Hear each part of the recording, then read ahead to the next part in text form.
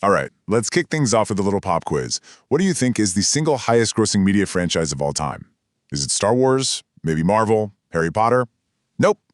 The answer is probably not what you're thinking. It's Pokémon. And honestly, it's not even close. We're not just talking about a popular video game or a nostalgic cartoon here. We're talking about, financially, the biggest, most successful entertainment property on the entire planet. But how it got there? Well, that's an even crazier story than the success itself. You see, this global empire, this cultural juggernaut, wasn't cooked up in some corporate boardroom. It came from a really simple, pure childhood joy. The thrill of just finding and collecting little critters out in the wild. To really get Pokémon, you have to get to know its creator, Satoshi Tajiri, and the world that he grew up in. Tajiri grew up in a place called Machida, a suburb of Tokyo that, back then, was just full of nature. As a kid, his one true passion was entomology. Basically, he loved exploring the fields and ponds, catching insects, studying them. For him, that was a whole world of adventure, right in his backyard. But then, Japan's economy exploded, and that natural world he loved, it got paved over. Ponds were filled in, forests were replaced with apartment buildings, and kids started hanging out in arcades instead. For Tajiri, it felt like his entire world had just vanished. The magic was gone. And that sense of loss is what sparked the big idea. He got really into video games, but he wanted to make something that could give kids the exact same feeling he used to have, that buzz of finding something totally new and special. The only question was, how do you do that? And the answer, believe it or not, came from a piece of tech. He saw the Nintendo Game Boy and that weird little link cable that let two people connect their consoles. Now, up to that point, that cable was pretty much only used for one thing: competition. Fighting each other. But Tajiri saw something totally different. He thought, what if players could use it to trade, to share the creatures they found with each other? He realized he could blend his lost childhood passion with this new tech to create a whole new kind of virtual bug catching. So with that core idea in mind, Tajiri and his small team at Game Freak started working. But let me tell you, it was not easy. It took them 6 long years of grinding and trial and error to finally bring that vision to life.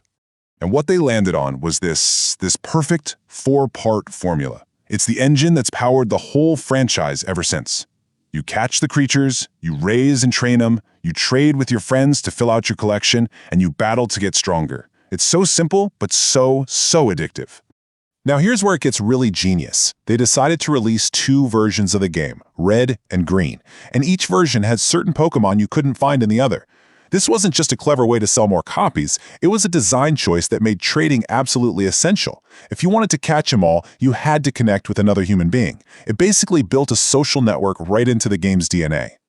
And of course, you had the Pokémon themselves. The art director, Ken Sugimori, designed all 151 of the originals, and his whole philosophy was about finding the right balance. He knew that if a creature was too cool, it was boring, so he'd add a goofy or uncool little detail to make them more memorable, more charming. That's a huge part of why they appealed to, well, everyone. So the game was a slow burn hit in Japan, but taking it to the rest of the world, that was seen as a massive gamble. In fact, when they did market research in the US, the results were terrible, overwhelmingly negative. The focus groups all said that American kids would think the designs were just too cute. All the data pointed to a huge failure. But Nintendo of America? They just ignored the research. They believed in this thing so much that they put up a launch budget of around $50 million.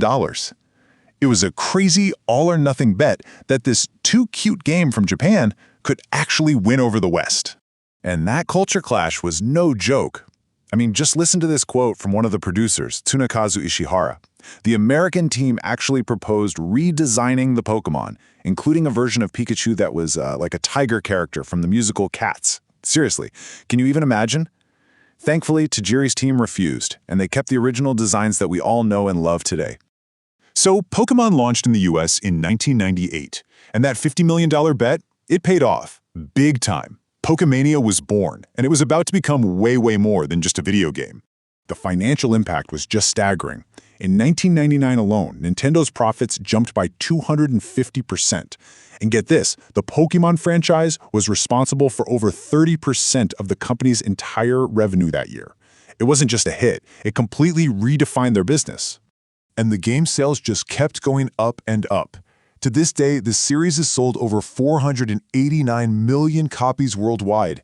It's easily one of the best-selling video game franchises in history. But the real secret sauce was how they expanded beyond the Game Boy. The anime, with Ash and Pikachu, made these characters into global icons. The trading card game took over playgrounds everywhere. Then you had the movies, the toys, the backpacks, everything. Each part of this empire just fed into all the other parts, creating this unstoppable cycle of hype and popularity. Now that initial craze of the late 90s, it couldn't last forever. Things cooled down a bit, but Pokémon never ever went away. It just evolved, and it proved it was here to stay. This timeline really says it all, doesn't it? You go from this quirky little Game Boy release in 1996 to a full-blown global explosion in '99, all the way to a massive comeback nearly 20 years later, powered by completely new tech. And honestly, this is the perfect full-circle moment for the whole story. In 2016, Pokémon Go used our smartphones to finally, literally, make Satoshi Tajiri's original dream a reality, giving people that feeling of discovering and catching monsters out in their own neighborhoods, in the real world. It was like he brought his lost childhood back for millions of us. So from one boy's simple hobby of catching bugs to a multi-billion-dollar global empire that has connected generations of people, it's just an incredible story about creativity, taking a risk, and the simple power of a perfect idea. Which of course leaves us with just one big question: where does a franchise this big evolve to next?